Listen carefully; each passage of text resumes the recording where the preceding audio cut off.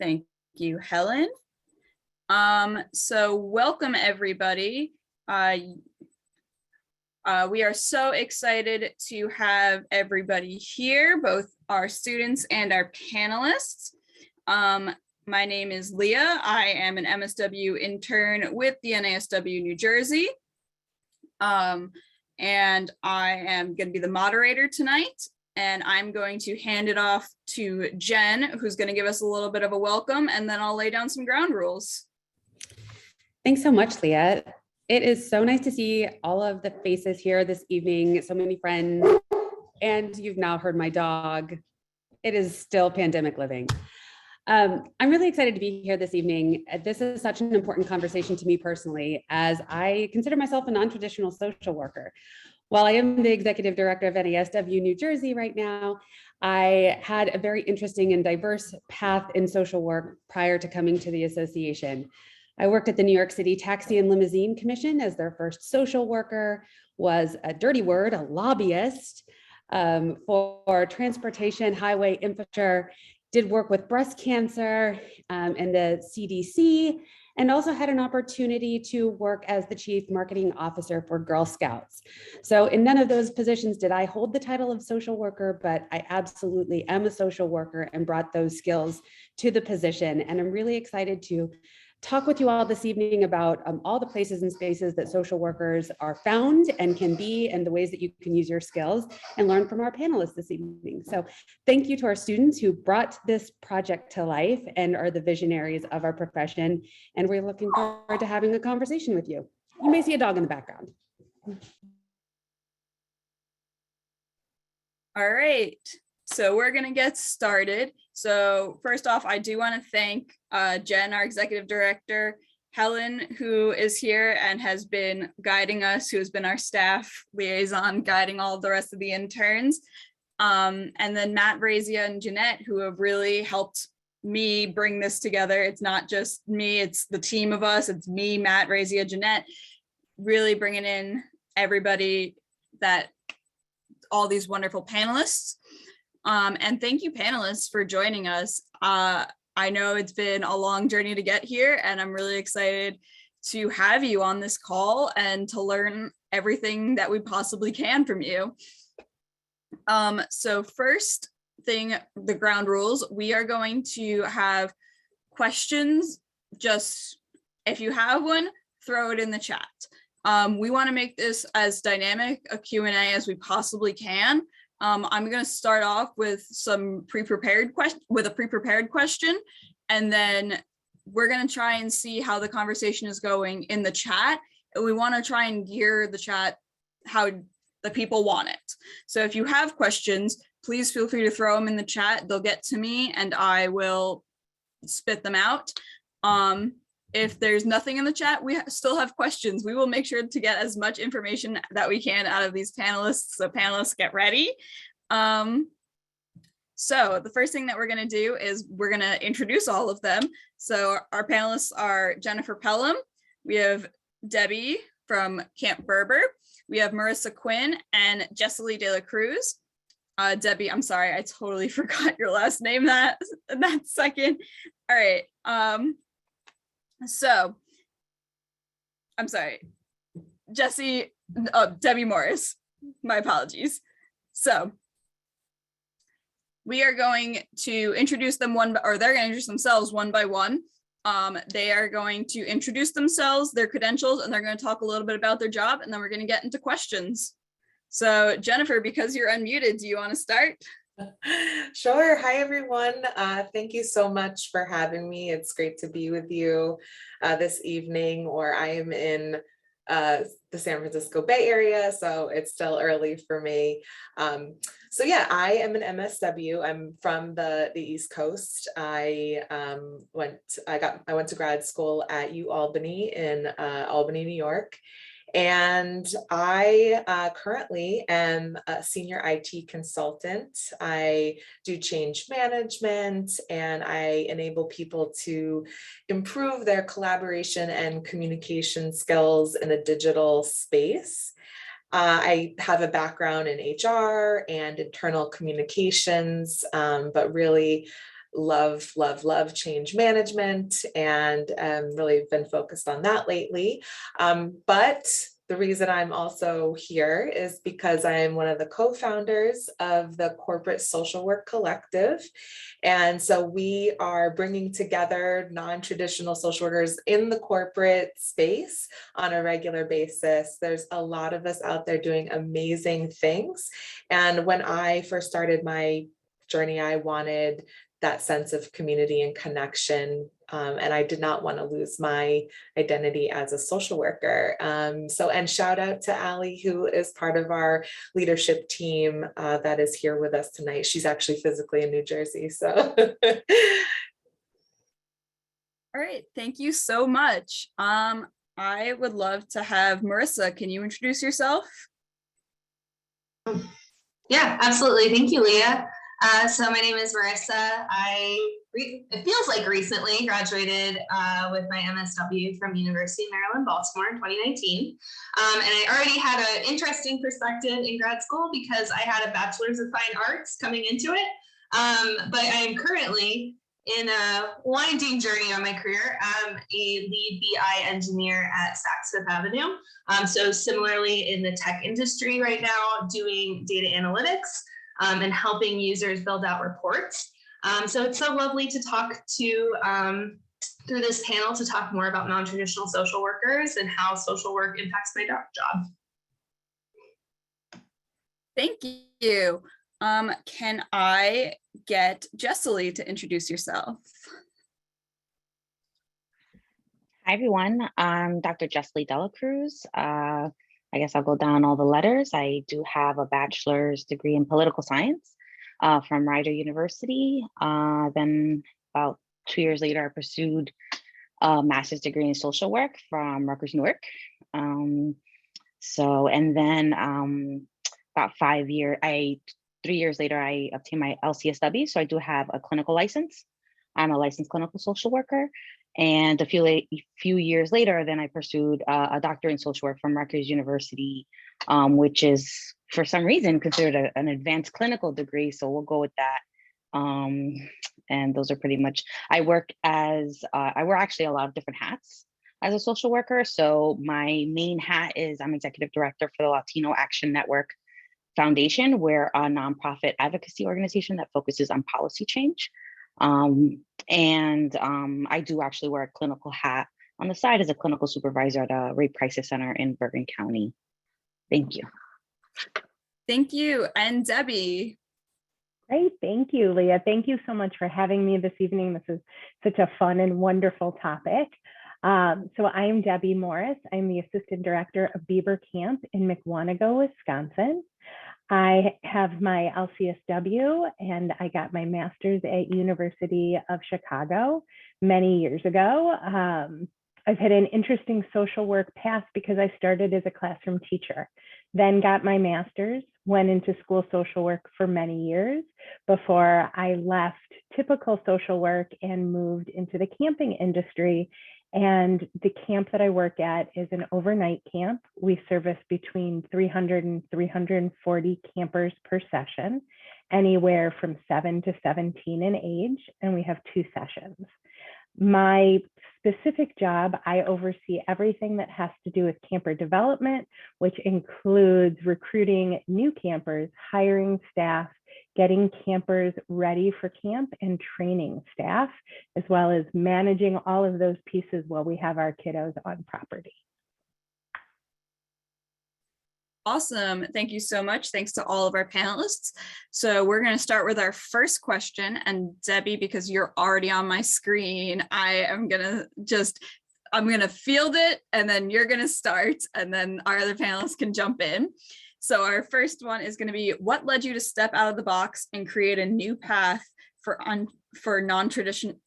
What led you to step out of the box and create a new path for social work in these non-traditional spaces? Well, I was working in a school for almost 20 years. And I think when you've done something that long, sometimes you long for something a little bit different.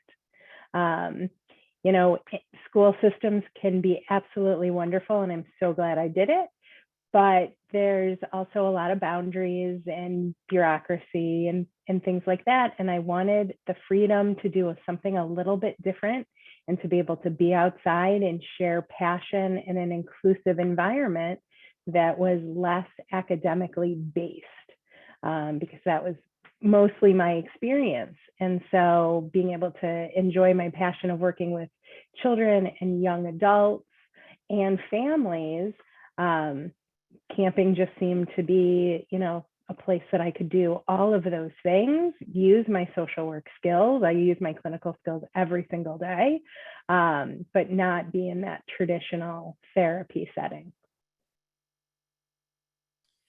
I love that, because it is clinical. It's clinical in the woods. Oh, it's absolutely. Twist my arm. I have to talk to a camper staff or parent while I'm sitting under one of the beautiful trees in Mukwonago, Wisconsin. I'm never going to complain about that part of my job. That's awesome. Jennifer, do you want to tell us your answer to this question? Sure. Yeah. So I started out in, a more traditional role. I was a therapist for a little bit, but my concentration and my interests have always been in macro. I took a business class in undergrad. I was part of the business club, so it just made sense that I would, navigate over to that side of things. So when I had the opportunity, I went to IBM. I never thought that I would be there for, as long as I was, like 9.5 years. And just kind of really fell in love with the work. I did career development. I became a mentoring expert. And then I started using these like social business tools. And I really found my passion and connection and building community in digital spaces, because I worked from home. And then I just evolved to using those, skills for internal communication. It's like, how do we really engage employees when we're all over the world or all over the country, and just being really intentional about gathering and having those experiences. So I, kind of coined, or not coined, but I labeled myself as, an employee engagement, and it just kind of went from there. And realizing that, the skills for change management, like it's something that we all do as social workers. We just do it on like a very, individual level, but now I get to do it for the organization. And with the collective, we felt that there was a need. We knew that there were social workers who were leaving the traditional roles and going and doing all of these things. And so we wanted to bring us together, but then we knew that there, were students and people in clinical spaces who, wanted to try something else. And so it was just kind of like this natural progression to build a community of us. And we have another person here from our leadership team also. I want to give a shout out to Yvette, and who's also in New Jersey. So, but yeah, it's just been such a journey, and so grateful to be on that ride. Awesome. I'm going to ask Jessely to go next, because the Corporate Social Work Collective is kind of reminding me of the Latino Action Committee. Yeah, so I was, not sure how I was going to respond to this, because I was thinking, I don't know, like really what that means, I guess. And I have to say that I think that in terms of traditional, I've really never been traditional. I think that my lived experience as first generation college student, child of immigrants, I really never had a vision, for what a career would be for me. So I really always felt that I had to forge my own path, no matter what.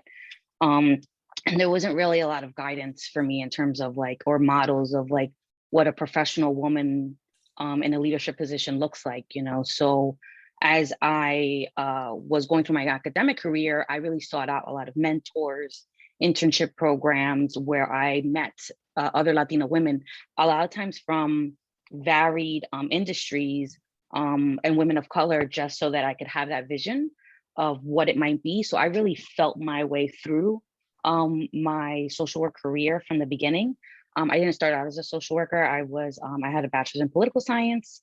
And what I did was I worked at a nonprofit where, well, I had a mentor, and a mentor told me that as long as I was good at what I did, that people would find a way to pay me. And that really helped me a lot, because I thought, okay, as long as I get good at my craft, I'll find a way to get a job, which was really important for me. So I got a job at a nonprofit out after my bachelor's degree, where I did actually shadow a lot of MSWs who did lobbying work. And I met a lot of lobbyists who were always working with legislature on legislation, things from driver's licenses for the undocumented, health coverage for all children, immigration reform. And I found this very exciting because those were things that directly affected my life. But I thought if I ever wanted to lead change, I should really know what the experience is to work directly in the community. So that's what helped me. That's what led me to pursue an MSW degree and obtain and do have a clinical career. I do have a full clinical career that I still, uphold. And but I really love the advocacy work that I do, because it's so important to for social workers to be in settings where we can influence cultural change. When we think about our values, and especially at the time we are in history, in terms of, anti-racism and social justice and these imperatives that have really come to light during the pandemic, I really feel like it's important that social workers be at the forefront of cultural change. And that's kind of what led me to be in this position that I'm in now. I love the idea of social workers shifting cultural change. It's what we do. And I would like to think that we're good at it, and that in these non-traditional spaces, that's how we thrive. And you also mentioned about bouncing around a little bit. So that's going to lead me to Marissa, because I know that you have bounced around quite a bit. Yeah. I would say what led me to where I'm currently happened actually at my last year at my MSW program. It was a accumulation of three things happening all at once. So while I was gaining my degree, I was working full-time at a nonprofit, and I kind of just had a position where it was like, just do everything, tasks that are thrown at you. And one of the tasks was to start leading reporting and on a new tool called Looker, which is a business intelligence platform tool. And I immediately was totally interested in it, because it was an ability to see all the nonprofit membership data, and to kind of slice and dice the data in a new way that I'd never seen before. So that happened. The second thing that happened is I was in a research class where it was a macro research class. So we actually had nonprofits and organizations come into the research class, and as a group, we were surveying their stakeholders to see if their mission was, if they were, if they were happy with the mission, happy with the programs that they were attending. And then we presented it to the nonprofit organizations. So this was another, look at the power of data, look at the power of the things that we're collecting and presenting that can help this organization grow and maybe really do something impactful. And then the third thing was my last year as a legislation intern, which requires a lot of reading of research, a lot of looking at data, and putting that in testimony and written testimony over and over and over again. And so it was another fact in my head where I was like, wow, look at how much data I'm collecting, and just from all these different researches and all these different case studies, and putting it into the hands of somebody. It has this power. So when I graduated, I just knew I was like, I need to get more involved into data analytics. I'm completely interested in this. And it kind of encompasses that macro idea, right, of looking at the full system and looking at everything that your, nonprofit organization or your organization is creating, and making decisions off of that. Yeah, that is great. I love having just tons of data. And social work, that's what we have. We just have tons of data, and getting that organized is perfect. So we do have a question from the chat. So the first one I'm going to ask everyone, all of our panelists, is in trailblazing new roles and sectors, what have been your biggest obstacles and how did you overcome them? And what is your best advice for someone moving in a new direction of social work?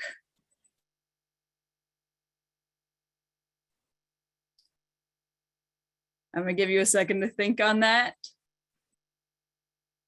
That is 2 questions, so we'll give you a minute to think on that.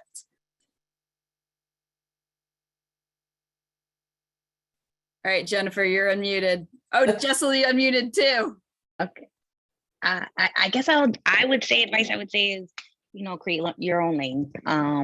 Social work is, sometimes I get a little criticized for saying this, but I do believe it. So MSW is a generalist degree. It gives you the basic grounding in our social work values, our beliefs, and the way in which we go about making change. And I feel like I would give it the advice of creating your own lane and not falling into the box of, just in addition to traditional therapy, there's a lot of things that we can do. And I think there's a lot of pedagogy that gets pushed towards social workers that, like, once you're a therapist, that you can't enter these public spaces, right? You almost cease being a person the minute you become somebody's therapist. And I push against that completely. I believe that if I'm working in therapy with people and I'm a social worker, which I've made a commitment to our code of ethics, that I have a responsibility and moral imperative to participate in government and systems that are affecting the lives of the people that I work with. So I really feel we should create our own lanes. And I really think that just because we're therapists in the room with people doesn't mean that the rest of our skill sets and desires to influence change cease to exist. Yeah. I would say one of my biggest obstacles probably is just, that like sense, as a younger person kind of starting out, am I a sellout? Just like that insecurity that I had. I was definitely, told in my social work programs that social workers like aren't rich and we don't go in it for the money. And then working at a corporation where I could buy a chair and I didn't have to pay for my own pens and things like that. Like there was this this sense of like loneliness and guilt. And I now I want to tell people that that's not true, that it is okay to, make money. You don't have to be poor as a social worker. And just, building this community of other, like-minded social workers has been amazing. And just to know and, see all these different cool spaces that we're in. And so my best advice is follow your curiosity, like don't feel like you have to get stuck in one path. Like I've been in so many different industries, so many different roles, and it's so fun to try something new and to just, stay curious. I would also say that it's about finding a great boss, because every time that you're working for somebody who has the same passion as you and the vision as you, they, are open up to, there doesn't have to be a person who looks like a certain or have a certain degree to do that job. And if they want the best of the best to do that, and you can show that you have the skills, then it doesn't matter what degree that you really come from, that you can make a difference for that organization. And you also, have to be able to sell yourself a little bit. Yes, I have this degree, but it entitles me to know how to do X, Y, and Z. So sometimes you do have to do a little convincing and a little proving, but when you find the right place, it's not hard to convince them.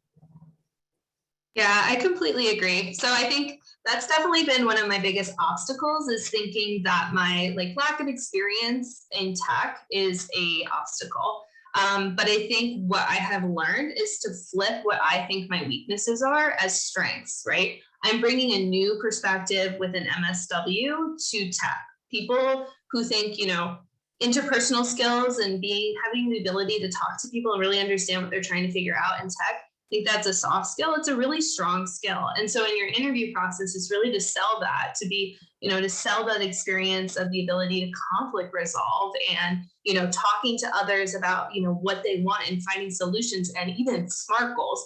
All of that is a strength, especially when you're leaving, the social work industry to go, into tech or another industry like that. So I had another piece of advice too. It was actually one of my pieces of advice for starting out in your career, but it's for anything. When you're starting a new position, we always talk about it with friends. It's just embrace the uncomfortability, because sometimes when you are in a new position, growth can be uncomfortable. I think we really know that as social workers. And so when you are stepping into something new, you're not going to know everything, and that is not going to feel great. But it means that you are growing in the career, and to trust that path and to trust that you are learning. Awesome. Thank you all for that. I am going to, Liz and Razia, I see your questions, but I have a question from Diane Mitchell here that I am also dying to ask. How did you find these new career positions? Did you find them online, networking, or specific websites or anything like that? How did you find these positions? I'll start. Oh, no, you can go. You can go. So all of the above, it's important to network. Everybody should be on LinkedIn and meeting each other, using, each other's network. We have a networking session next week for people interested in corporate social work. So come, meet more people. And, we have some guidance also on our website of like keywords that you can look for, because I think Jen said it earlier, like I've never had a title of corporate social work. I, call myself that to educate people on LinkedIn that social workers are more than just one thing. But I've had, program manager, IT consultant, like just, all these different keywords that we can use to find jobs. And if you go and you look beyond the title, you see it's transferable skills that we have as social workers. And, I love what you said, Marissa, about, using what, you would think is a weakness. It's a strength for sure. Corporations, companies desperately need social workers. We, I've said this before, like we need to put the human back in human resources. We need to have this people lens, this human-centered design approach, and corporations desperately need us. So. Yeah, I was gonna add networking for sure. Helped me be in the positions that I'm in today. But I have to say, it must be like I feel like I do have an intergenerational strength, which is turning nothing into something. I got that from my family. So I really have actually created the position that I'm in right now. I'm designing it as we speak. I'm the first person, woman, to really be in this position. I create my own salary. I write grants tailored to the work that I want to do, and I shape it I feel privileged to be in this place. And I think the way that I got here was because I always took jobs as an opportunity to learn, and that has been a great strength. So I would work in kind of the toughest settings and just figure out what worked and what didn't for me. And that helped me get to this place where like, I know what works and what doesn't for me. And I've grown in that. So I know that I like to wear multiple hats. I like clinical work, but I also like to write grants. I want to be in meetings. I like to work from home. Part of me does want to be my own boss, but sometimes I do like to clock in and check my hours at the end of a paycheck. So I love that I can do both. And it has helped me tremendously, give me the freedom to basically kind of fulfill my social work career like wishes, but also have the opportunities to be with my family in really great ways. Yeah, I would say networking as well has been really helpful. If you had told 21-year-old me networking is going to start you on your career, I've been like, no, I'm an introvert. I cannot do that. But it really has guided my whole career. And I could pinpoint the moments where networking has gotten my current positions. I can track it all the way back to my original networking connection. That and also LinkedIn Easy Apply. I've gotten my last 2 positions from LinkedIn Easy Apply, so highly recommend it. And networking is not like the cringy thing that it could be maybe Yes. somewhere in the business world, right? Like networking for social workers is like we actually care about each other and want to hear each other's stories. Debbie, I know you had an interesting way you got your position, and I would love to have you talk about that specifically. I think you're referring to the program I started. Yes, I am. I was working as a clinician, and at the camp that I'm currently assistant directing for, and I decided we needed an inclusion program because it's the right thing to do. And I created a program with, 1 kid and 1 counselor, and continued to grow it and extend it and have more and more kids. And through that, the organization saw me as more of a program developer and a person who was creating jobs and curriculum and things that were maybe less clinical social work. So they saw me as a person who could do a different administrative job. And I did go to them and I said, I'm not going to be available any more. I have a different job opportunity unless something comes about. And they went back to the board and created a position for me. That position has since changed because the camping industry's changed because of COVID. So I actually have taken on way more than I had initially signed up for, but that's okay. It's COVID. We're doing what we can do to keep the industry afloat. But I do think you have to go in and you have to advocate for yourself as a person. And these are the things that I can do. And this is what I bring to the organization. And this is what I want. And you create your own path. It doesn't have to be what they've seen or done before. But having that exposure and then seeing me work in one way showed them that I could do way more than they thought. I love the idea of creating your own path. Jennifer, I see you're unmuted, and you definitely created your own path. Do you have something to say about that? I was thinking about, just like what I said earlier about, being curious, staying curious and always upskilling, like, figure out what you're interested in. I listen to a lot of podcasts. I follow Harvard Business Review. They have some really great articles. And then also I love Adam Grant and his work, and of course, Brene Brown, and just always, upskilling. But I was thinking about a woman who reached out to me who,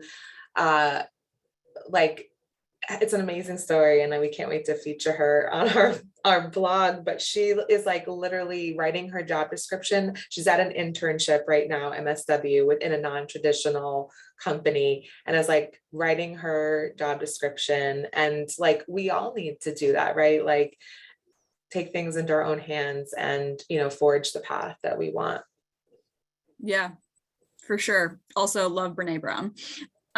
So our next question is also coming from the chat from one of our intern friends. And she said, what would you say for those entering the non-traditional roles such as macro and finding pushback from experienced, and they're getting pushback from experienced social workers. So she says, when I say I like to pursue macro social work instead of clinical, she's being discouraged. So what would you say to students who are in that situation? Ignore them. I know that sounds cliche and silly, Projection is but real.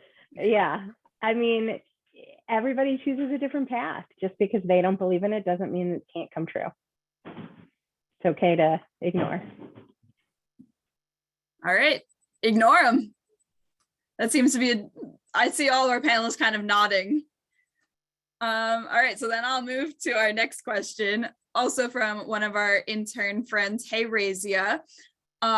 So as students, what way can we integrate some non-traditional social work roles or find them in, as students, what way can we integrate into some non-traditional roles or find those in a BSW/MSW in those roles?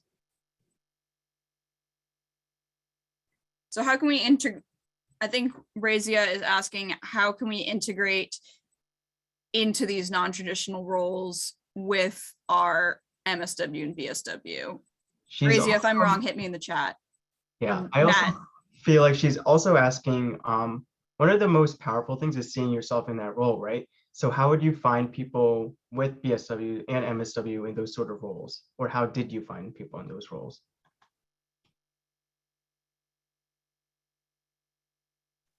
So I guess I'll show. I used to volunteer. So I used to volunteer for the Latino Action Network when I was like 22 or something like that. I used to go and like do registration at their conferences and give my time to help organize events and stuff. So I did do a lot of volunteer work before I got into, like, that's how I got familiar with all the people that I work with now and all the issues that I'm working with now. So between volunteerism and internships, I really thought that was key for me.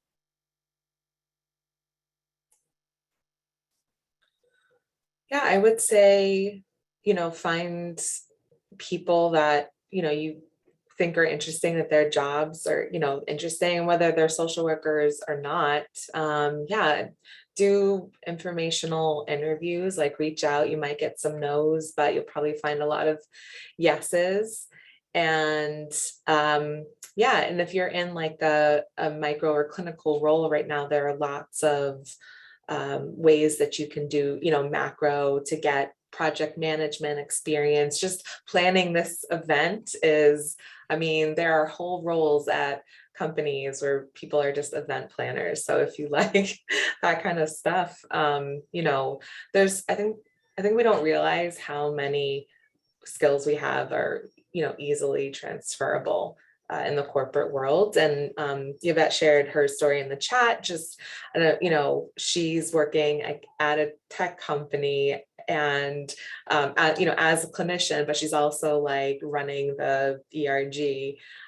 So, she's doing amazing things and getting all of this experience. So. Yeah, for me, I would not have gotten interested in data or tech if I didn't volunteer within my old position at my nonprofit. So if you're working somewhere or even interning somewhere and there's a possibility of them needing like a volunteer to lead something or to sit on a team for something, and you might not think you have interest in it, or you're unsure if it's really going to be, a value of your time, I say go for it, because any new skill is a resume builder and could be something of interest in the future. And that is 100% how I am where I am now, because I decided to sign up for a team that was a volunteer position within my job. And it kind of just spiraled into a new position that made me love data. So if you are, even at your internship or your field placement, there's always a possibility, especially nonprofit organizations, for, taking on something new and learning something new from that.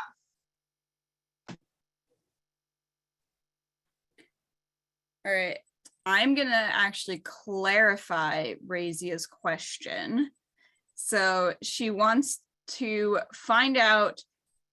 She said, I was asking how to find those who hold our degree yet are in non-traditional roles because it's not always stated that this person is an MSW. Yeah, I keep talking with our team, like I would love to do a big campaign and for all of us social workers in these different types of roles to shout it from the rooftop on LinkedIn. But I think when you search in LinkedIn, you might be able to search for degrees or keywords. We also have a networking document through the Corporate Social Work Collective where, people can people share what their role is. So that is one way. But yeah, you never know. I at IBM, the new when I was there, this new woman came in, chief learning officer, and she MSW, and I'm like, oh my gosh, that's so amazing. And reached out to her to have that social work camaraderie. But yeah, you never know. But yes, I would say that searching on LinkedIn, and maybe we can dig up our networking doc. Debbie, I know that there's a lot of social workers in camping, but very few of them hold the title of social worker. Yeah, and I think somebody put in the chat that we should all say that we're MSWs and LCSWs or whatever our credentials are. And I do that in my field. I put it out there so that other people can search me out. But I think it's something that we need to do better as a field to really broadcast that these are our credentials. Because, it's powerful stuff that we do and can do. Awesome. Can I jump in, Leah? Yeah. This is one of my favorite topics, particularly for students getting ready to enter the field. And as you step into your roles, I would encourage you to help address this problem. And I think we do that by always naming that we're a social worker, right? So, hi, my name is Jennifer. I'm a social worker and the executive director. I'm a social worker and this thing. And a lot of the challenge of our profession is that people don't understand what we do. They think social worker and they think, oh, you take kids. Actually, have never worked for DCP&P in my life. My husband, the attorney, does. So I think it is our responsibility to tell that story and to broadcast it. And so when you're going out into the field, I hope that you will take that piece of advice and just own that social work title because it's so important. And I think once we start to do that, you're going to see that there are so many social workers in so many places. And this whole idea that we're not traditional is false, because we are traditional social workers. We're just not claiming our titles. And I think go ahead, Jennifer. I real quick, I literally did that this week. I had in-person meeting at Microsoft, meeting everybody. Hi, I'm a corporate social worker. I want to shout it from the rooftop so that they can see what our degree does. And I think for finding other people who have the social work degrees, I think sometimes it's going back to the universities and looking through your alumni database. Who from your university is working where and who you connect with that way, I think is also really important. So stay involved in your alumni associations. Someone is saying people who portray themselves as social workers and they're not. So it's important for us to claim our titles. And we worked hard for that degree title.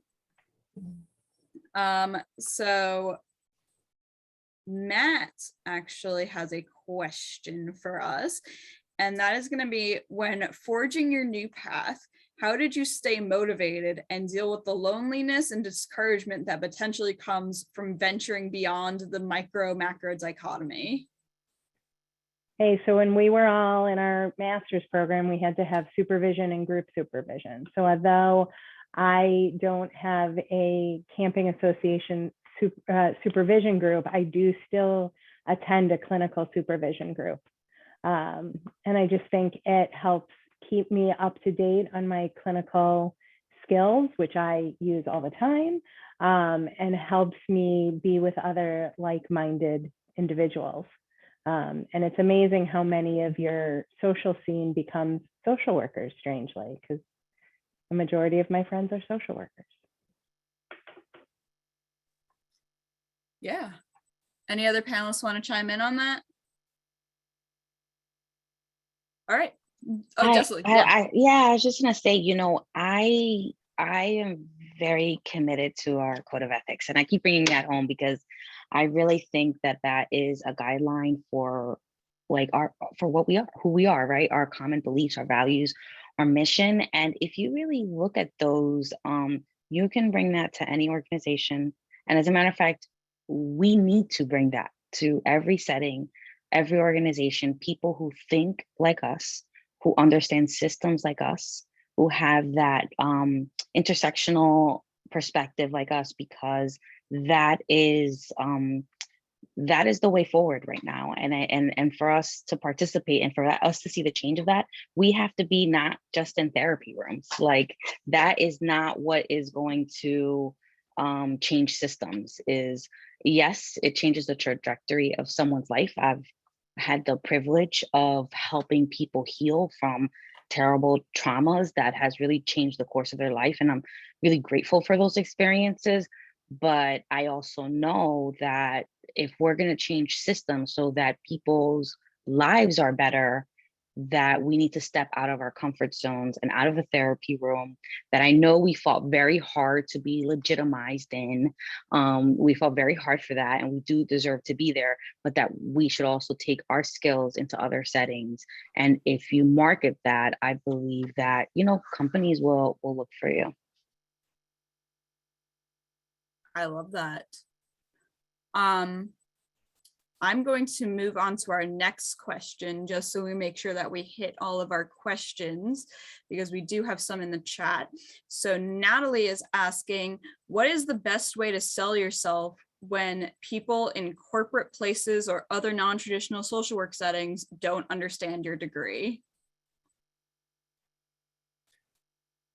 So Jennifer, I actually would love for you to tap in on that. Sure, yeah. So I've certainly got the question, in interviews, like, oh, tell me your story, like, how did you get here? And I think somebody already said it, but yeah, we have to own our story, and we have to teach people and help them realize. And so it's about finding the common language. And that's why I always recommend some of these other books, like from Brene Brown or Adam Grant, because they give us a common language. There are business people that are reading those books. And so, if we have that common language, and then we can use those words, in our resume or, for interviews, but also really just going and looking at some of the job posts and like, what does it take to be an employee experience manager? Or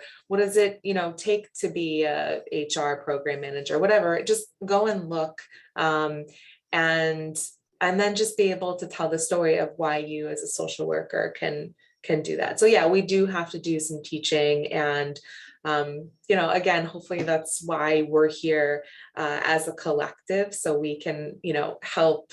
But it starts with us, right? Like, it starts with like universities. It starts, with conversations like this, just to get the word out. Because I don't know. I don't think that before last year, I don't know that a lot of these conversations were happening. So. Debbie, I saw you unmute for a second, and I am gonna get to you, but I am gonna ask Jennifer a second. You mentioned a book. Some of us missed the title, and we'd love for you to just repeat the title, and if you could put it in the chat. Sure. So I mentioned the Dare to Lead book by Brene Brown, which her group is working with top corporations and talking about vulnerability and creativity in the workplace. So that's a great way to start. But I also recommended Adam Grant's podcast, Work Life. It's one of my favorites. And I just listened to one the other day. I forget who he interviewed, but he was like highlighting, how employees want flexibility, but more than just like, can I work in the office, but what that means. So just, it's called Work Life by Adam Grant, but yeah, I'll add them in the chat and we can share some other ideas as well. Appreciate that. Debbie, I saw you unmute, so you're up next. So I was actually going to say Jennifer covered it because she talked about those buzzwords that corporations are using. And it's about looking at what those buzzwords are and finding the social work equivalent and then changing it on your resume. And when you do your interviews and they're talking about change management, you talk about how social work is all about change management and system management. And you just have to flip their words a little bit because we're all talking about the same things. Yeah, I think I've talked a little bit about this before, but yeah, it's like taking whatever because I have a lot of imposter syndrome. So it's whatever I think is a weakness, I flip it and just turn it into a strength, right? So if it's, my degree in social work or even my degree in art, okay, well, a strength is I can visualize your data very well. I have a degree in visualization. A strength with my master's degree in social work is, I have, I've worked with complex data systems to, compile that into testimony and have worked with stakeholders in collecting data and know how to conflict resolve. So I think it's flipping those things. And also my other big interview piece of advice, especially when you're breaking into a new industry, is to just be honest with yourself and be honest with your interviewer.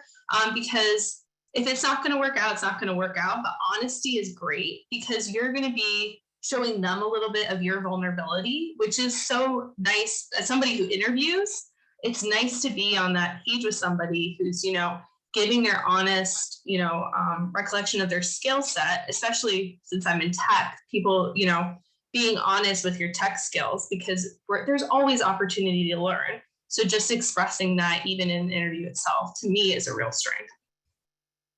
Yeah, I'm glad you mentioned that because definitely learning is part of everything, and being willing to admit that is top notch. So we have another question here from Elle.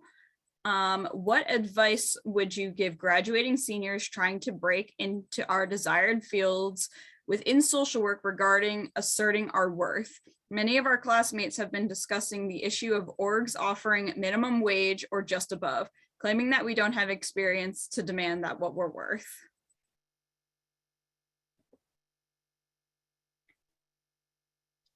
So I guess I'll just share. I started when I started as executive director for Latino Action Network Foundation, my salary was $12,000 a year. Lots of fun. And I was actually doing that on the in the evenings and the weekends from my daytime clinical job as coordinating a program, a mental health program.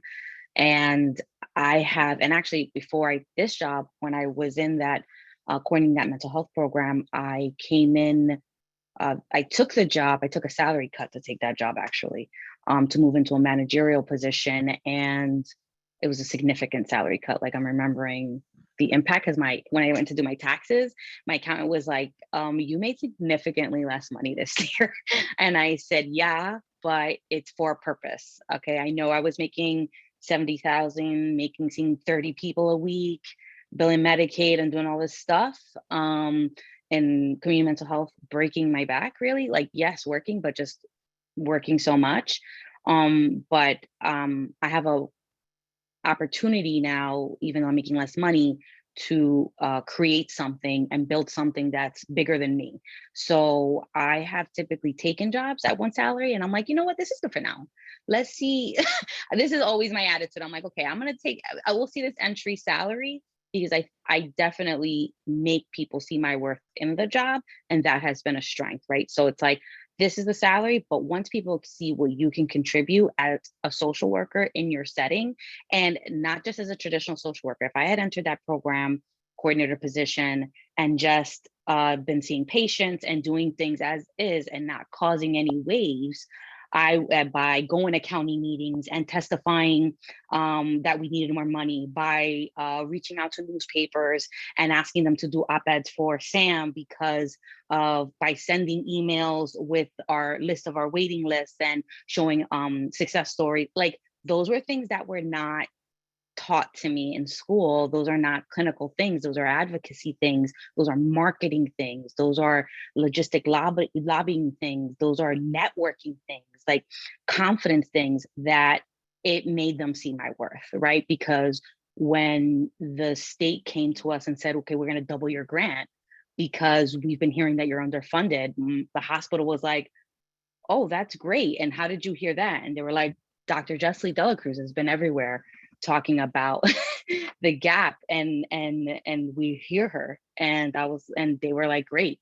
So, I always say it's a starter pack, right? Like, and I think the true sign of an agency and organization, if it's for you, is if you see how rigid they are to like refuse that kind of change. When I see people refusing to grow and change, and I'm in organizations like that, that's a red flag to leave.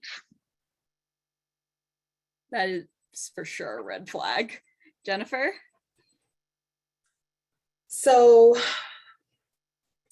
a couple of things, like, yes, like our field needs to do a better job at, valuing ourselves, and then, sharing what our value is. And, we're getting master's degrees and going to grad school, and it costs a lot of money. And we have a lot of student loans, and hopefully some of those will get forgiven, right? Like, so there's a shortage, especially in California, because social workers can't like make a living. And so they're going into other, and there's a shortage. And you know what? I hope that we start to value essential workers, people who are in the front lines, people who are doing therapy. Like, there's a lot that needs to happen, and hopefully there will be, it'll be a wake-up call. And I think in California, they are trying to improve things just because of the great, shortage. But, certainly in the corporate space, we also need to know, what the comparable wages are. So, because I think, when I left the, traditional, like, and I don't know if I asked for enough. It was still a lot more than I was making at the hospital, but I probably could have and I probably sold myself short. So I probably should have done more research, but just all around, we need to have pay equity.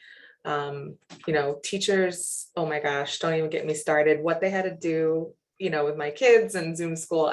Anyway, we all need to advocate for each other. And, but yeah, there's lots of opportunity in the corporate space to make a really good salary. I am going to shift gears a little bit. While this is a very important discussion about salary, I would like the salary discussion, if you want to continue, to go in the chat. And Marissa, I'm going to tap you to start this next question because you mentioned it before, and I know it's something that a lot of students are struggling with. Pilar asks, how do you get past imposter syndrome and not let it hold you back? That's a great question. Every day I ask myself if I'm getting over my imposter syndrome. I think it's just going to be there with the rest of my life or my career, and that's okay. I've accepted it. It's like one of those mental health things you kind of just have to accept. For me, I'm gonna flip it and start looking at it as something of just, it's always going to be there, because I just started out in tech. It feels like I've only been in tech for 3 years, so not just started out, but it feels like it. In every new position, I just always feel immediately overwhelmed and feel like I shouldn't be there, because I have an untraditional background, that I feel like I stumbled into it. And I'm slowly just trying to embrace the fact that I feel that way for many reasons. One, because I'm just new in my career, and two, every time I start somewhere new, I'm always tested with, building something new for people. And so everybody is also kind of uncomfortable. They're learning something new. And so they're just asking a bunch of questions, and it makes me feel, oh my God, am I answering everything right? Because everybody's asking me questions right now. And so it's just to embrace that part of my career where, I'm always going to be growing in it. And it could always look uncomfortable at some point, in my position after, starting out there, I will feel a little bit more comfortable with it. But tech is fun because, every 5 years something changes. And so there's never going to be a time where I'm going to know it all. I'm always going to be learning. And it's kind of just embracing that fact. Yes, the imposter syndrome is real, but knowing that other people are having it is definitely something that moves me forward, at least. Are any of our other panelists feeling that? No, just me and Marissa. That's fine. I did. No, Yeah. I was gonna say that's my whole life. So I mean, that's everything. Am I American? Am I Latina? Am I American? Am I Dominican? Am I still queer if I'm dating a man? And so that's like my forever middle ground. And I like Marissa's perspective. It's like you thrive there, right? The fact that we have these different kind of identities and those vulnerabilities, like I'm like, okay, that's great. That means like do whatever.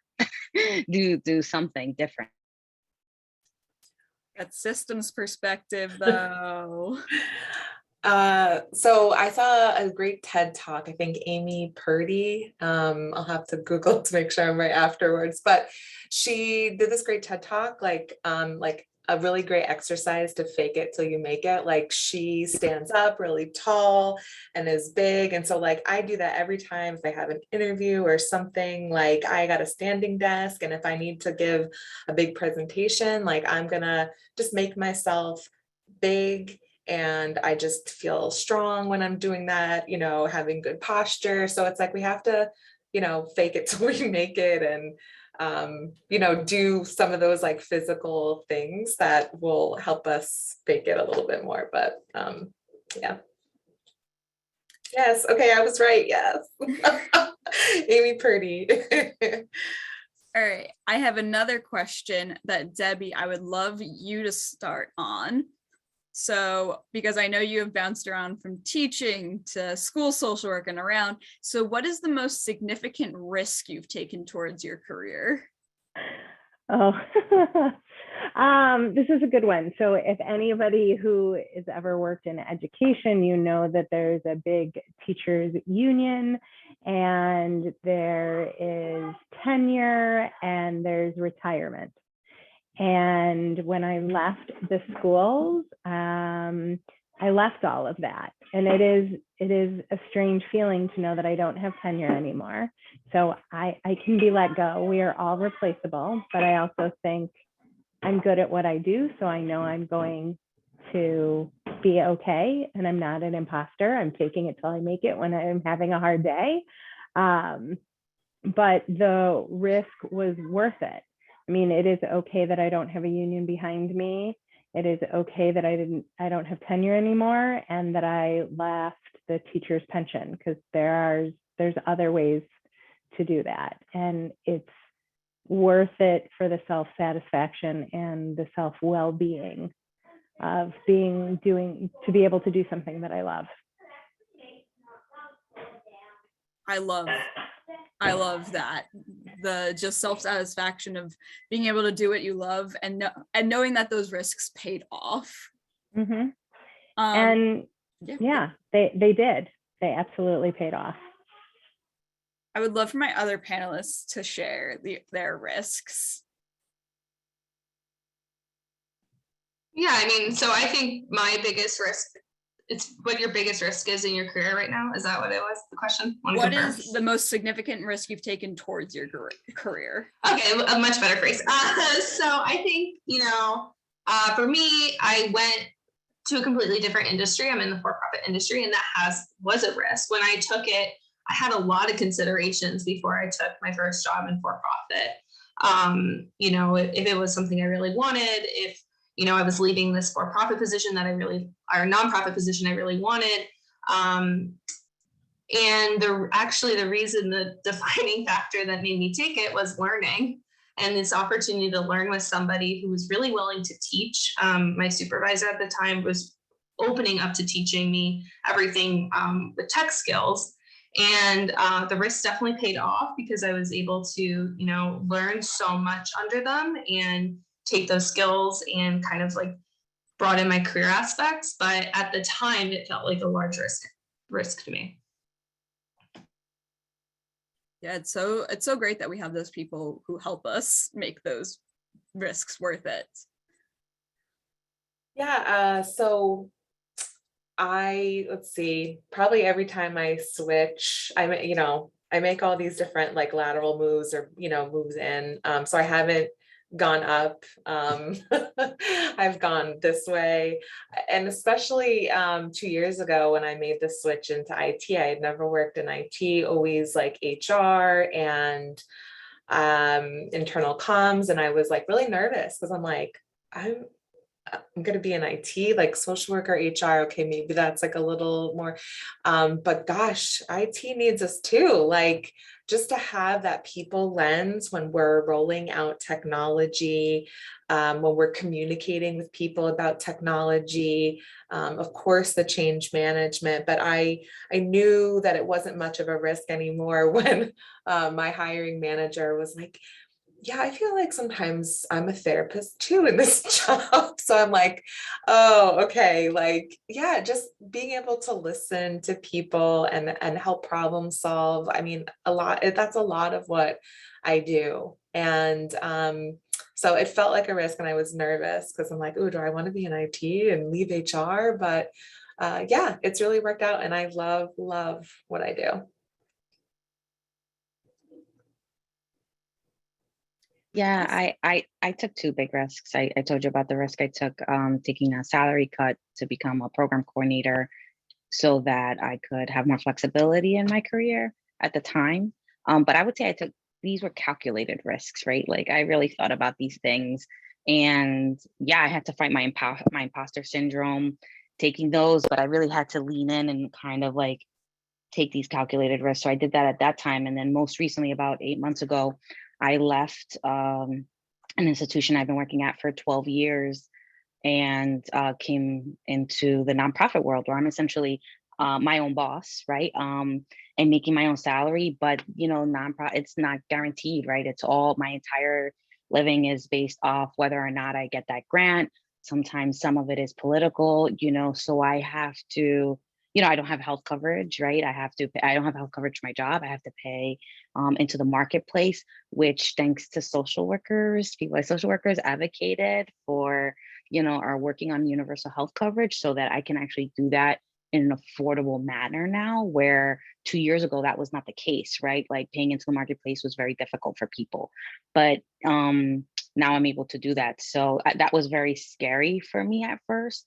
But the minute, I think sometimes we're afraid of change. And when I would talk to my colleagues that were clinicians, right, and in this kind of direct practice micro work all the time, they said, oh, but what if this happens? What if this happens? And I said, you know, I'm not afraid of change. You have to know when you're ready and when like you've reached your maximum amount of time or ceiling in an organization, and when it's time for you to grow and move.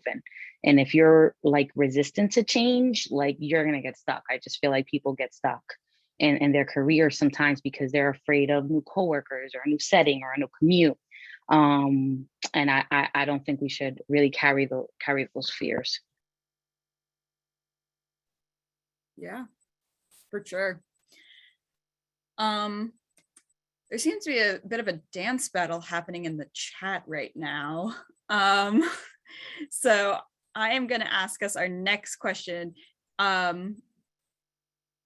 Debbie, did you have an answer before I ask the next question? Did you have an answer for the biggest risk you've taken? Well, I started it with tenure and union and yes. pension. I'm so sorry. You did start. It's okay. Okay. So I'm going to interrupt the dance battle in the chat and the tech ethics in the chat.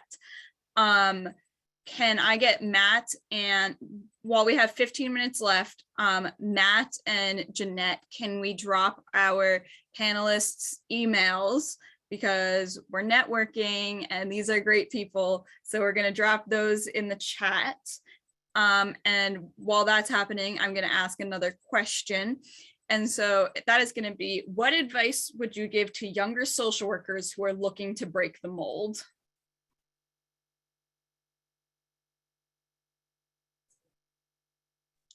I'm going to start. I'm going to say work on yourself. This is really, really, really important, whether you're in clinical or macro or corporate or, you know, lobbying. I don't know, wherever you feel like you're using your social work skills, I think it is very, very important for us to work on our mental health, to kind of work through, you know, I go in and out of mental health therapy for, I call it work-related stress. Like I have stress from work, you know, like anybody else would. And I go to a therapist that works with therapists, you know, and it's great. And I really think that whatever setting you're in, just having that deep knowledge of yourself will really help you combat that imposter syndrome.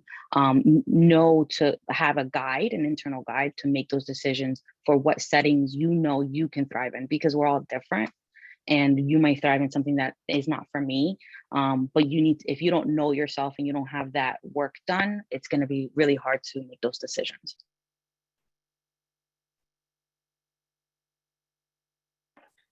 If you're still a student and you have the opportunity to kind of expand your coursework, you know, take classes outside of psychology, sociology, social work, like, you know, take a communications class. I took a criminal justice class because they did like the mock courtroom and trial, and I'm like, that sounds amazing. Like I wanted to do that, you know. And I took a business 101 class. I'm just so glad I did, and because it helped me network, you know, beyond the social work department. And then yeah, I got exposure to some. So I'm sure there are some really, you know, cool majors and classes and minors and whatever. So if that's possible, you know, to do that. And if not, if you're out, I would say again, yeah, like keep learning. You know, like I said, you know, read, listen to podcasts, take a class. I took the ProSci change practitioner course last year, and it was just great. And you know, so yeah, just keep learning. My one thing that I really took away from my degree is I took an extra class in order to get this professional, like human resources management certificate on top of my degree. And that was amazing because it required me to take a Saturday class. But the Saturday class was the best class I had. It was all of us for 6 hours, 3 Saturdays, and we would just talk about professional development. And we would do mock interviews and talk about like everything that really came with like employment. And it was amazing. So if you're on the fence, I think in your degree about taking just like an extra class or trying to get, you know, an additional certificate, I say go for it, because it's just the classes you take in your graduate studies are so helpful. And I referenced that one class that I took just because I wanted to get this certificate all the time. So, you know, take a chance on an extra course or take a chance on that certificate program that your professor mentioned one time in a class.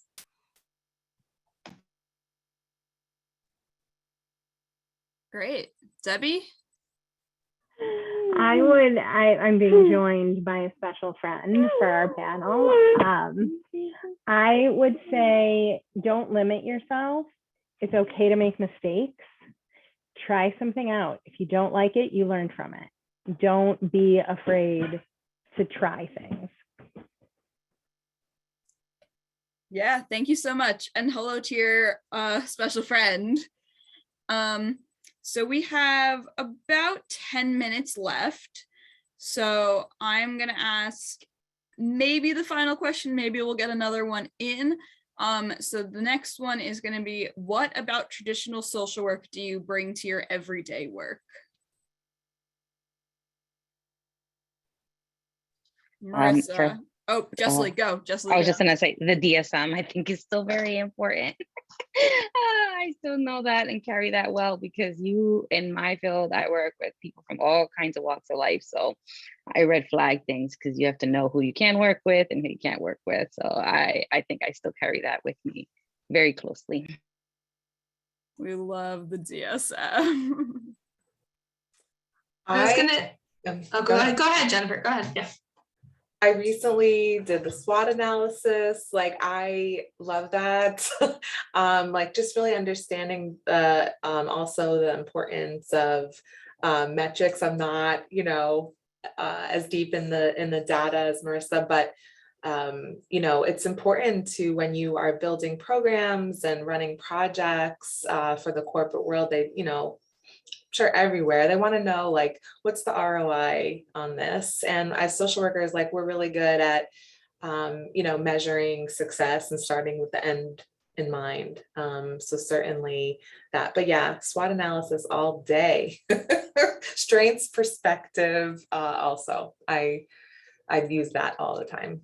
Yes, we need strengths perspective in everything we do. Mm-hmm. Yeah, so my first field in placement in school was very clinical. And so you don't know how many people you impress in the corporate world if you can spell out SMART goals. It's like, you really win some. So I would say anything like goal setting. I was just in a meeting a couple of days ago with 2 different stakeholders fighting over a metric. And I've never used so many family relationship, like conflict resolution tactics with them. So yeah, there's definitely a bunch of clinical skills that I bring to the table all the time. Because to me, and I've said this in interviews, like, data is the most like personal job I think there is in like the corporate setting, because you are talking to everybody, you're talking to all different teammates who all need something completely different, and it all overlaps. And so you have to work with like just a lot of people, and they all need different things. So there's a lot of conflict resolution that has to go into that, which I got a lot out of from my clinical studies, and I think, definitely bring to the table with my MSW. That's so funny, Marissa. Debbie? I think it's, the social work ethics that we all learn, and, being culturally aware. I hire staff from all over the world, and I have to be able to be, open and have those people skills, Yeah, this is an NASW event. We love the code of ethics. And definitely that cultural awareness is something that is becoming more accessible in just more spaces. Just having people become more culturally aware has been great for just the community at large, I think. And it's interesting. I was just going to add, I think that's absolutely true. And, I was being facetious about the DSM, but not really, because when I work with people, in this nonprofit work, we do like community. I have grants where people do community organizing. I have grants where people do outreach work. It's all the policy work. So I have people who are like PhDs, and like ex-offenders working with me, not under me, but with me.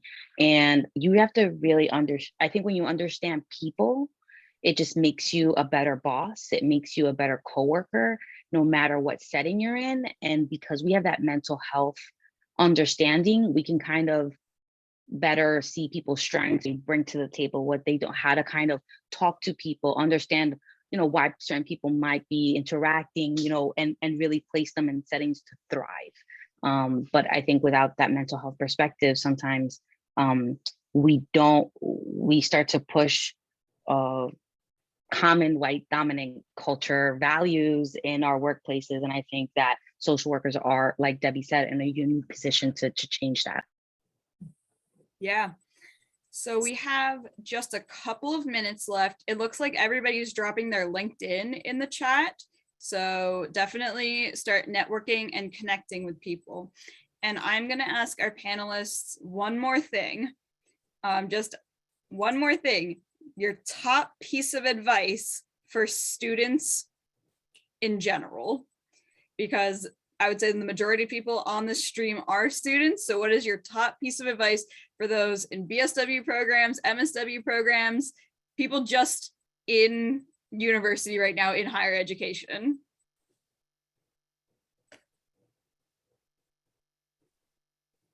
Have fun. Don't take yourself too seriously, because I think we all fall into that trap. But before you know it, your life is flashing before you. So just enjoy every second of it, because I'd give anything to go back. I would say, when I was almost graduating with my bachelor's, I had just a list of goals and objectives that I wanted for myself in the next 5, 10, 15 years. And I probably didn't accomplish 75% of those. So my piece of advice is to just have grace and flexibility with yourself as you're goal setting and planning for your future, because at the end of the day, you really just have to trust yourself on the decisions that you're making, and that they are what you want, and that they're going to better the career that you're thinking about at that time. I would say, be open to having your world rocked. Like I, grew up in a small conservative town, and it was like a whole wide world going to college, and just staying open, and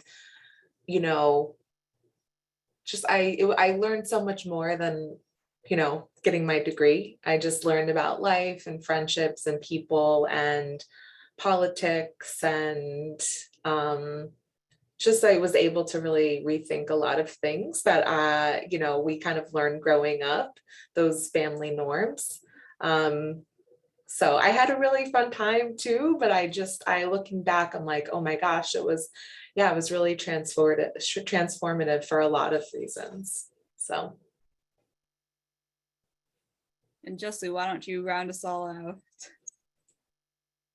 Every year, what was the question again? Your top piece of advice for students, just in general. Just try to survive, man. It's like once you get the hang, you said student and I was trauma.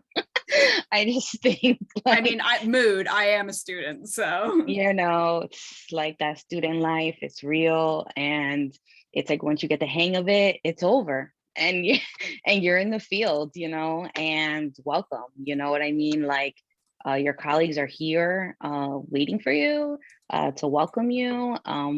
We're super happy to have you and have more of you take up space in all these other different places and spaces, coming from all walks of life. We need that to have the change that we want to see in this world. So you're a student, you're in it to win it. It's almost over. Holly and I don't remember much except the core things to get you through it. And just, work on yourself and take care of yourself. Yeah. Thank you so much.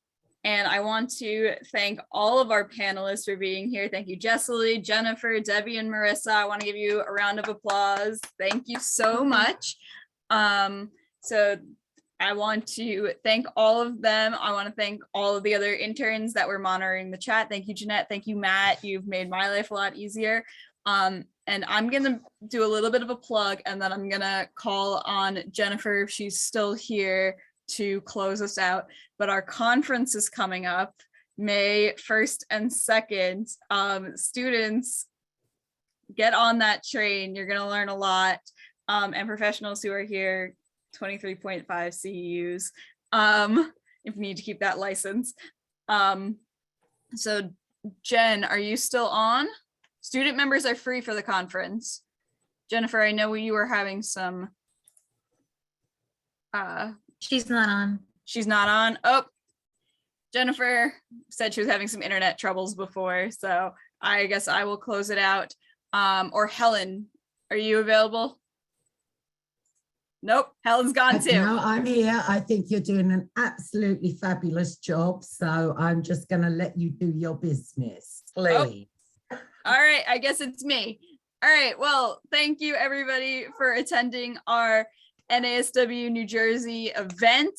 You will get a, I don't want to call it a readout, but like you'll get the link to this video and just the information of our panelists, their emails. And there are people dropping their LinkedIns in the chat. So click that now before it all disappears forever. There'll be a follow-up email with all the resources provided. Thank you for my wording, Razia, another intern who is helping another intern. And also shout out to the class of 2022. You all are graduating. Jeanette's graduating, Razia is graduating, and some of our other intern friends are leaving. I'm not, I'm still here. But thank you all to our students who helped put this together. Thank you to our panelists so much your expertise is astounding, and I learned so much, and I hope everybody else did. And that's our show, everyone. I think we are going to leave the chat open for a couple of minutes. We'll leave the thing open for a couple of minutes, and then Helen will just exit everybody out. So good night, everybody. Get those LinkedIns, connect with everybody. Yay, social work. Good night. Thank you so much. Thank you. Bye, everybody. Thank you and good luck. Good night, everyone. Bye.